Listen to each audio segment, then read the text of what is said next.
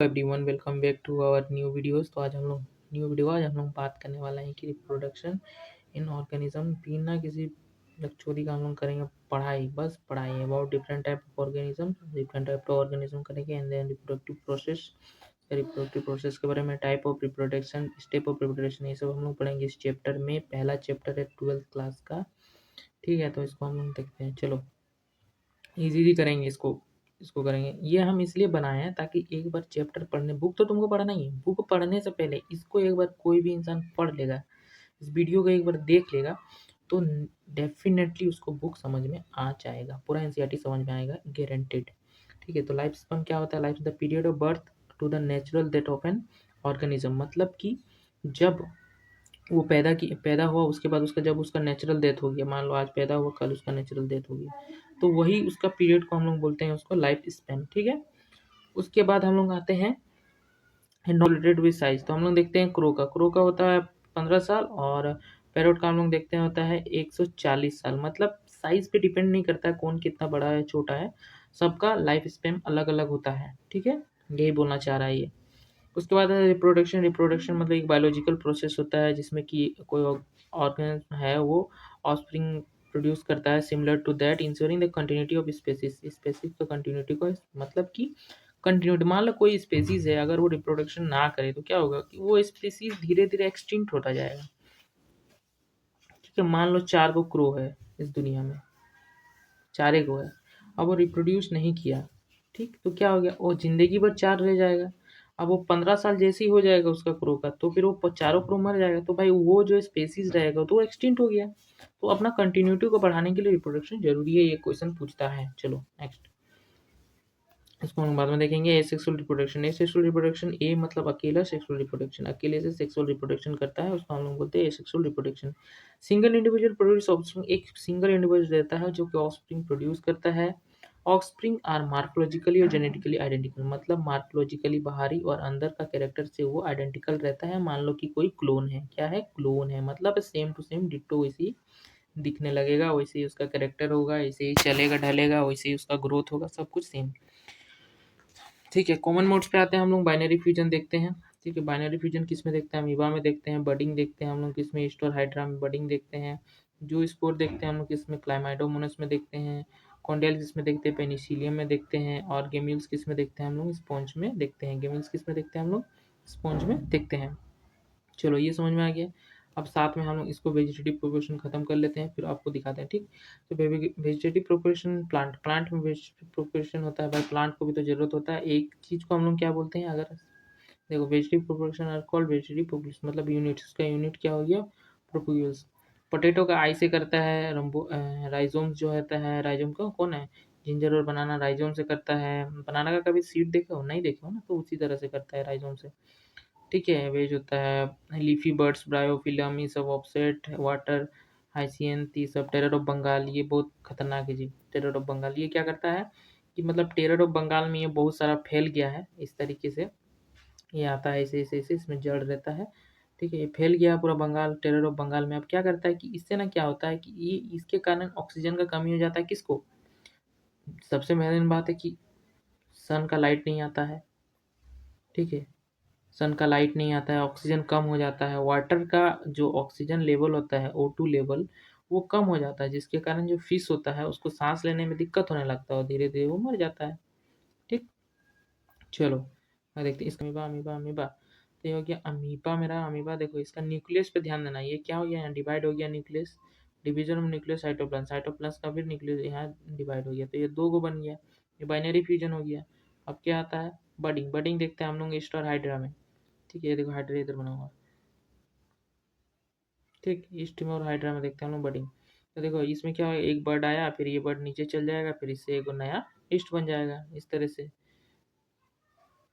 ठीक है, ये देखो यहाँ एक वो है, पेनिसिलियम है। ठीक, इधर पोटैटो का आई दिख रहा है, देखो रोम्बोइड दिख रहा है जिंजर का। ठीक है, ये ब्रायोफाइलम का देखो लीफ बर्ड हो गया, ये हो गया है ऑफसेट।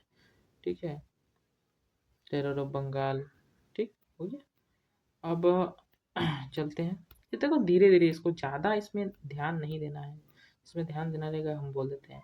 ये एक टर्म है, तुमको पूरा बायोलॉजी पढ़ने से पहले एक टर्म देता है, पहला चैप्टर तुमको एक इंट्रोडक्शन देता है कि क्या क्या है तुम्हारे इसमें, क्योंकि ये सब तुम सारा कुछ पढ़ने वाले हो। रिप्रोडक्शन इन फ्लावरिंग प्लांट में भी पढ़ने वाले हो, एनिमल में भी पढ़ने वाले हो, सारा कुछ पढ़ने वाले हो। डीएनए के बारे में पढ़ने वाले हो, आरएनए के बारे में पढ़ने वाले हो, ठीक है, सारा कुछ वो बायोटेक्नोलॉजी में हम लोग पढ़ेंगे। 2 चैप्टर बायोटेक्नोलॉजी का वो हम पहले करवा देंगे, ठीक।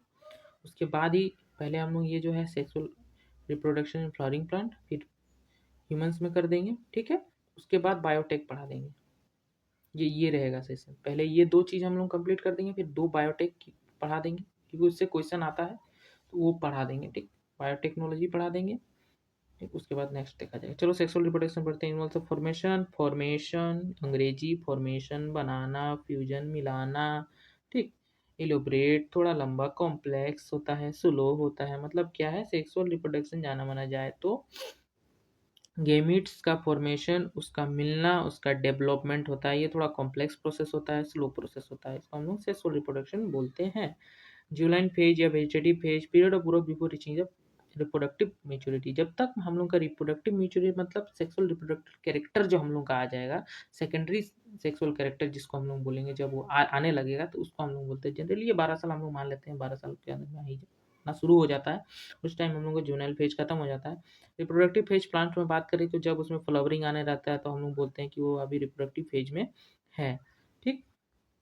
और ह्यूमंस का, मैमल्स का, ये सब क्या, मैमल्स का अलग अलग टाइप का रिप्रोडक्शन होता है। जैसे कि एनिमल्स में जो होता है मार्क बाई साइकिल्स, साइकिल्स में होता है, अलग अलग साइकिल्स में रिप्रोडक्शन। ऑस्ट्रिच साइकिल जो होता है ये होता है काउ डॉग टाइगर में।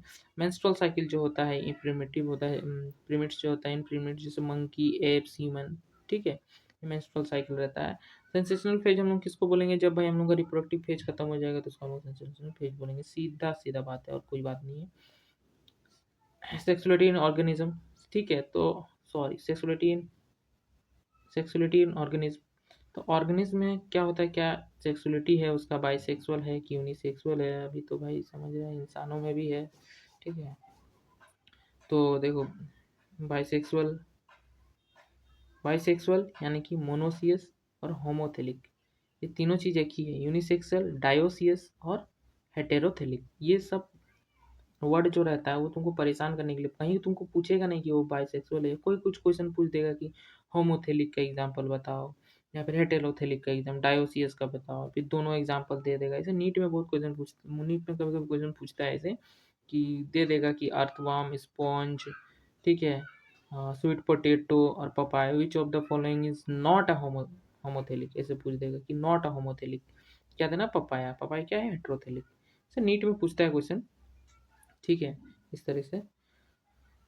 तो ये बाइसेक्सुअल हो गया। इसमें क्या है भाई, bisexual both male and female का रिप्रोडक्टिव स्ट्रक्चर जो होता है, एक रिप्रोडक्टिव स्ट्रक्चर मान लो मेल और फीमेल का दोनों का रिप्रोडक्टिव स्ट्रक्चर किसी एक ही चीज़ में होगा, उसको हम लोग बाइसेक्सुअल बोलेंगे, मोनोसियस बोलेंगे और होमोथेलिक बोलेंगे, ठीक। और यूनिसेक्सुअल में हम लोग जानते हैं कि यूनिसेक्सुअल, डायोसियस, हेटेरोथेलिक, मतलब अलग अलग होगा, डिस्टिंक्ट मेल फीमेल इंडिविजुअल, जैसे कॉकरोच, पपाया, डेट पाम, इसमें अलग अलग जगह होता है।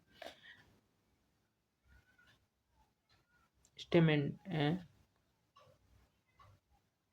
पिस्टिलेटेड और स्टेमिनेटेड, पिस्टिलेटेड और स्टेमिनेटेड। देखो staminated is unisexual male flowering bearing stamen, मतलब वो यूनिसेक्सुअल है और क्या है उसके पास, स्टेमन है।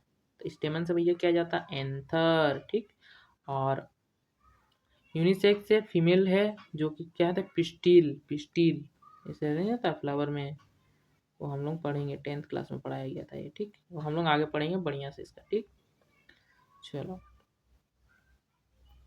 इवेंट क्या क्या होता है, क्रोमोसोम नंबर हम लोग थोड़ा सा देख लेंगे कि किसका कितना क्रोमोसोम नंबर है, तो ठीक है। क्रोमोसोम नंबर ह्यूमंस में पता ही है भाई, 23 पेयर्स होता है, जिसमें कि 22 होता है वो ऑटोसोम होता है, एंड 1 पेयर जो होता है वो सेक्स क्रोमोसोम होता है, और वही सेक्स क्रोमोसोम डिसाइड करता है जो कि फीमेल में रहता है, और मेल में, फीमेल में क्या रहता है, सेक्स, मेल में एक्स वाई, ठीक है। तो जब एक्स एक्स मिलेगा तो क्या होगा, फीमेल बनेगी, और एक्स वाई मिलेगा तो क्या होगा, मेल बनेगा, ठीक है। तो ये एक बोल्ड लाइन में लिखा हुआ रहता है हम लोग का बुक में कि फीमेल का कोई गलती नहीं है कि कोई बेटा हो रहा है या बेटी हो रहा है, ये गलती इसका है मेल का, ठीक। ये पहले उसके बाद आते हैं हम लोग pre fertilisation event. Pre fertilisation, pre मतलब पहले, ये याद रखना, पहले, फर्टिलाइजेशन से पहले क्या हुआ, फिर फर्टिलाइजेशन में क्या हुआ, फिर पोस्ट फर्टिलाइजेशन बाद में क्या हुआ, यही हम लोग देखेंगे। मान लो कोई मूवी देख रहा है, ठीक, क्या मूवी आया है रे, अवतार, अवतार आया, अवतार। तो उसमें क्या होता है, एक इंटरवल होता है, आई माने इंटरवल, एक होता है प्री इंटरवल, एक होता है पोस्ट इंटरवल। तो इसी में क्लाइमैक्स आता है ना जी। हाँ, तो इसी तरह से इसका भी सेम है, मूवी तो सबका ही चल रहा है, जिंदगी अलग अलग है। चलो क्रोमोसोम नंबर देख लो यहाँ पे, थोड़ा सा इसको स्क्रीनशॉट मार के देख लो, थोड़ा याद रखने वाला चीज़ है तो रख लो याद, तो हम उतना ज़्यादा इसमें कुछ बोलेंगे नहीं। बस ह्यूमन का याद रखना भाई, तुम्हारा जो अपना है 46, ये देखो गेमिट्स 23, ठीक है। गेमिट्स में, ये गेमिट्स में आएगा इतना, ठीक है ना, 23 हाफ। क्यों होगा वो भी बताएंगे। Pre fertilisation event, pre fertilisation में ये क्या करता है, मतलब कि जो fusion of gametes, fusion of gametes मतलब डायरेक्ट बोल रहा है, फर्टिलाइजेशन से पहले वाला जितना भी इवेंट्स है उसको हम लोग प्री फर्टिलाइजेशन बोलते हैं, ठीक है। चलो एक मान गेमेटोजेनेसिस, गेमेटोजेनेसिस मतलब नया गेमिट बनना, फॉर्मेशन ऑफ न्यू गेमिट हो गया गेमेटोजेनेसिस, ये मेल या फीमेल दोनों इसको। आइसो गेमिट्स मतलब होमो गेमिट्स, एक ही तरह का गेमिट्स, आइसो मतलब होमो, एक ही तरह का गेमिट्स, ठीक है। Morphologically similar some like algae, ठीक है, समझ में आया, एक ही तरह का। हेट्रो मतलब अलग है भाई, अलग तरह का, डिफरेंट डिफरेंट डिस्टिंक्ट, ठीक। मेल गेमिट्स को एंथ्रोजॉइड या फिर स्पर्म बोलेंगे, ठीक। एंथर से ही आता है एंथ्रोजॉइड, ठीक है, एग या ओवम, ठीक।